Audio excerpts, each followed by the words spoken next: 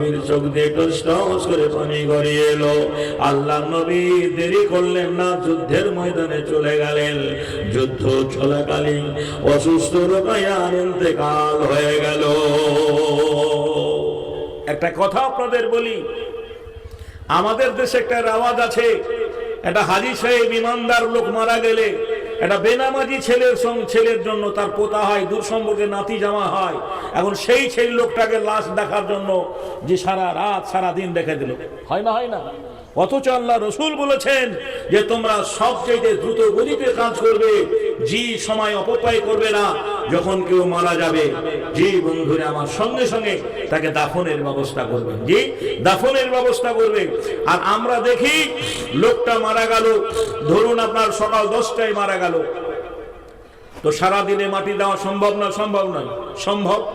কিন্তু আমরা করি কি জানেন, এই দুটো একটা ছেলের জন্য ওই কেরালায় আছে, প্লেন ধরেছে, এই খবর পেলাম নাকি বলছেন, এই নলাটি ইন্টারসিটিতে নামবে, এই করে করে সারা রাত পার হয়ে গেল, তারপরের দিন সকাল 10টায় মাটি হয়। এমনটা হয় না? হয় না? অথচ রসুলের মেয়ে মারা গেছে, নবীর অবর্তমানে মেয়েটার দাফন হয়ে গেল। সুবহানাল্লাহ। এখান থেকে শিক্ষা আমরা পেলাম, নবীর মেয়ে মারা গেছে, মেয়ে বাপের জন্য অপেক্ষা করলো না, মাটি হয়ে গেল। আল্লাহ নবী যখন যুদ্ধের অবসানে বাড়ি এলেন, কানে আওয়াজ পেলেন তার মেয়েটা বেঁচে নেই, মেয়েটা মারা গেছে। হযরত ওসমান গনি আল্লাহর নবীকে সালাম দিয়ে বললেন, ইয়া রাসূলুল্লাহ, আপনার রুকাইয়ার ইন্তেকাল হয়েছে। আমরা জানি ওসমান গনির সঙ্গে পরবর্তী সময় আল্লাহ নবী রুকাইয়ার বিয়ে দিয়েছিলেন। জি, ওসমান গনি তরবারি নিয়ে যুদ্ধের ময়দানে যাবেন, বাড়ি থেকে বের হয়ে যাচ্ছেন, আল্লাহ রসুল বলেন, ওসমান, আমার মেয়েটা বড় অসহায়, মেয়েটার শরীর ভালো যাচ্ছে না, তুমি এখানে থাকবে, বাড়িতেই থেকে আমার মেয়েটার প্রতি একটু খেয়াল রাখবে, নজর রাখবে। খালারে, মায়েরা আমার, বোনেরা আমার, আল্লাহ নবী মেয়েদের কি প্রশিক্ষণ দিলেন সেটাই আপনাদের সামনে তুলে ধরবো। আল্লাহ নবী বাচ্চাটাকে নিয়ে জৈতুন তেল মাখায়, মা হানা ছেলেটা মা মা বলে কাঁদে, মা ও আমার মা, আজ কেন আমার সোহাগ মাখা ডাক ডাকো না, মায়ারা চোরে কেন আজ বুকে জড়াও না, আজ কেন আমায় সোহাগ মাখা ডাক ডাকো না। যাদের মা বেঁচে নেই, মা মারা গেছে, তারা আমার ভাষাটা উপলব্ধি করতে পারছে। এই কনকনে শীতের পরে মা হাতে সোয়েটারটা নিয়ে, মাফলারটা নিয়ে, টুপিটা নিয়ে পাড়ায় পাড়ায় খুঁজে বেরিয়েছে।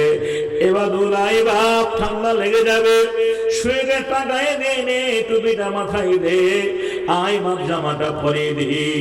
সেই মা আপনাকে এইভাবে যত্ন করে বড় করেছেন, আর আপনার মা কবরে আজ শুয়ে রয়েছে, নীরব কবরে।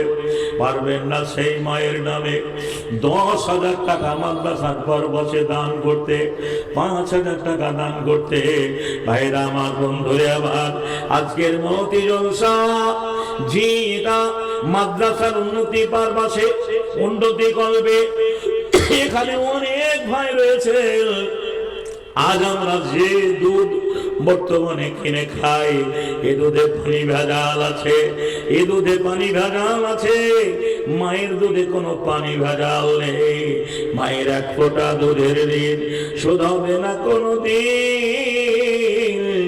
জন্ম জন্মান্তরে করিলে সাধনা, দয়াবতী দরদিনী মা, আমার মা, ও আমার মা, জনম দুঃখী মা, মায়ের মতো মিঠা জিনিস আর দুনিয়ায় পেলাম না, মা আমার মা। আল্লাহর নবী মা হারা ছেলেটাকে জৈতুন তেল মাখিয়ে, ওটের দুধ খাইয়ে, ঘুম পাড়িয়ে নদীতে পানি আনতে গেছে।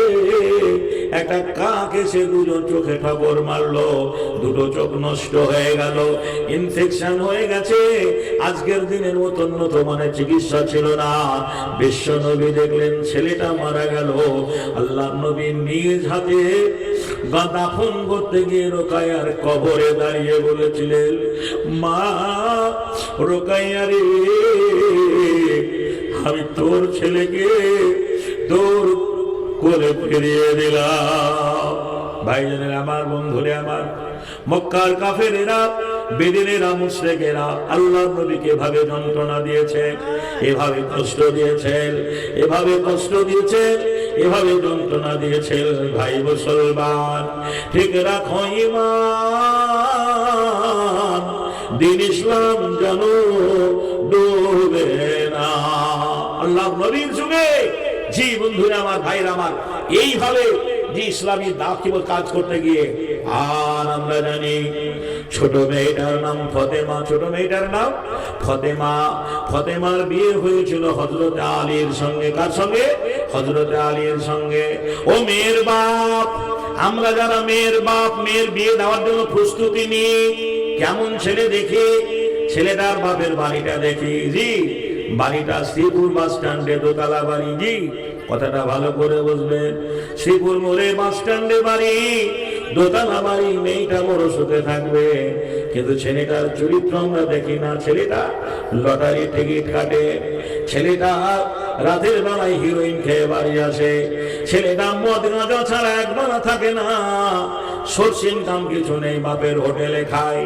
আমরা এইরকম ছেলে দেখে বিয়ে দেখি, বাপের বাড়ি দেখে বিয়ে দেখি, বুঝলা, বাপের বাড়ি দেখে বিয়ে দেখি, বাপের ব্যবসা দেখে বিয়ে দেখি, বিয়ে দিই, বাপের জমি জায়গা দেখে বিয়ে দিই, কিন্তু ভালো ছেলে, সুসন্তান আমরা কোনো বাপ খোঁজার চেষ্টা করি না।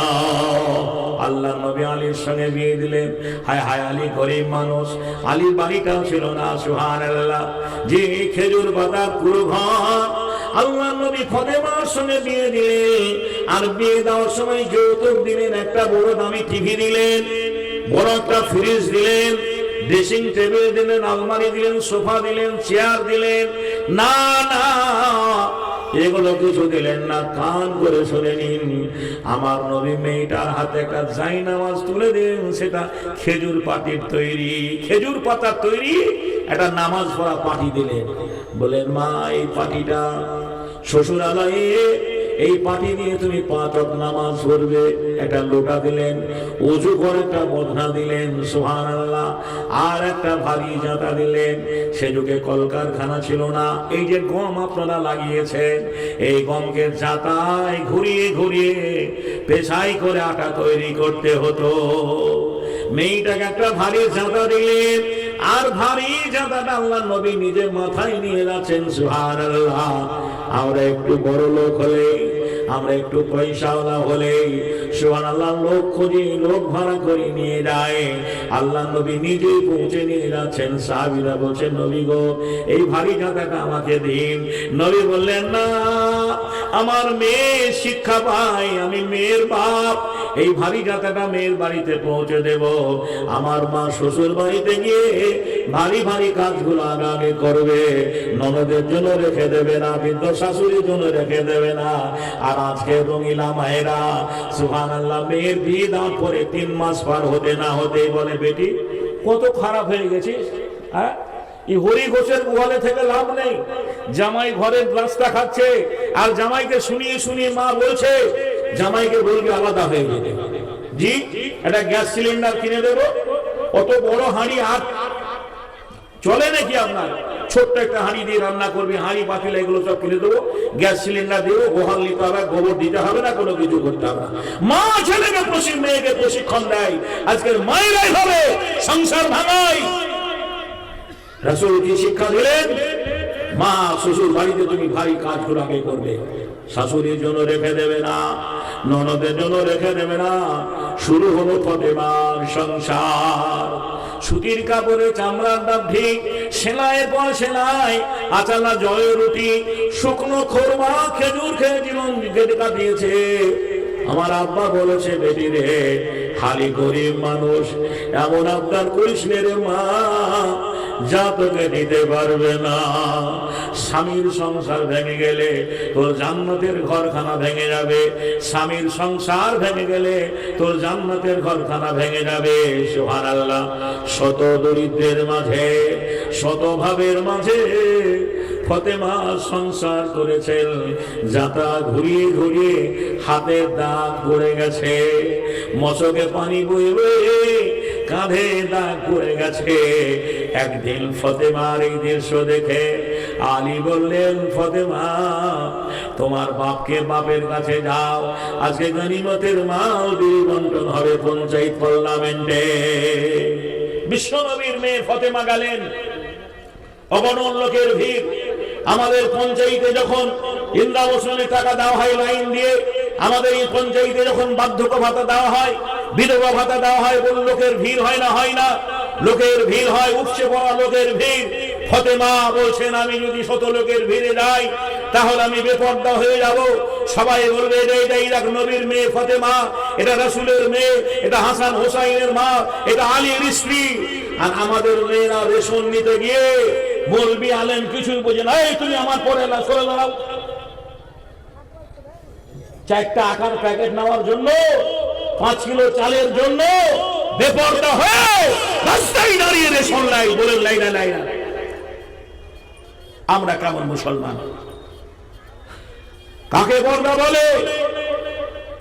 5 কিলো চালের জন্য আর 6টা আটা নেওয়ার জন্য ওই যে দুয়ারে সরকার, রাস্তার মধ্যে রেশনের ডিলার এসে একটা ফুটপাথে কি বলছেন মাল বিলি বন্টন করছে, আর সেইখানে আপনার বউ, আপনার মেয়ে, আপনার বিবি সেখানে লাইন দিয়ে ঘন্টার পর ঘন্টা ঠাঁই দাঁড়িয়ে আছে। জোরে বলুন ঠিক না ঠিক? তাই আমার বন্ধুরে, আবার ফতেমা ঘুরে এলেন, আল্লাহ নবীর নজর পড়ে গেল, আমার মেয়ে আসছিল, মেয়েটা ঘুরে গেল। সুবহানাল্লাহ। মা খালার আমার মা বিলি করে করে শেষ হয়ে গেল, সময় হয়ে গেল, 3টে বেজে গেছে। যে পার্লামেন্টে তালা পড়ে গেল, আল্লাহর নবী ফতেমার বাড়ি গিয়ে বলছেন, বেটি রে, তোমার জি গেছিলে, দেখলাম তুমি ঘুরে এলে কেন? বলে, আব্বা তোমার জামাই আমাকে পাঠিয়েছিল গনিমতের মাল থেকে একটা দাসী নেওয়ার জন্য।